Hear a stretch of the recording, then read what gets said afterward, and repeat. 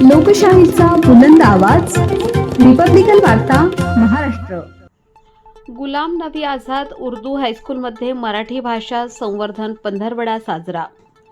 अभियानांतर्गत वक्तृत्व स्पर्धेचे भव्य आयोजन. बातमी पुसद येथून. गुलाम नबी आझाद उर्दू हायस्कूल व junior college of science and arts पुसदमध्ये आज मराठी भाषा संवर्धन पंधरवडा साजरा करण्यात आला. हा उपक्रम 14 ते 24 जानेवारीपर्यंत विद्यालयात विविध मराठी भाषा संवर्धनाचे उपक्रम घेण्यासाठी होता. त्या अनुषंगाने वक्तृत्व स्पर्धेचे आयोजन शाळेत करण्यात आले. यामध्ये विद्यार्थ्यांनी वेगवेगळ्या एकूण 25 विषयांवर मराठी भाषेत उत्कृष्ट असे भाषण सादर केले.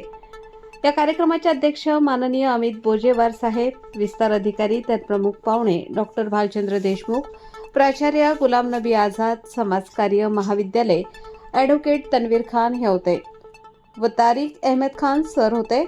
तर मार्गदर्शक म्हणून मोहम्मद सादिक शेख सर मुख्याध्यापक हे होते. तर कार्यक्रमाचे आयोजन उपक्रमशील शिक्षक व मराठी भाषण शिक्षक सय्यद सलमान हे होते.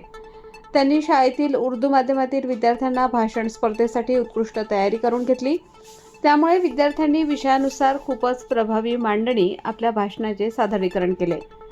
विद्यार्थ्यांचे भाषण, प्रदर्शन व कार्यक्रमाचे नियोजन हे सुंदर आल्याचे मत आलेल्या प्रमुख पाहुण्यांनी उर्दू माध्यमातील विद्यार्थ्यांचे मराठीतील विषयानुसार स्पष्ट उच्चारण, योग्य देहबोली, आत्मविश्वास बघून अभिमान व्यक्त केला आणि कौतुक केले. तसेच उत्कृष्ट भाषांसाठी 3 विद्यार्थ्यांची उत्कृष्ट वक्ता म्हणून निवड केली.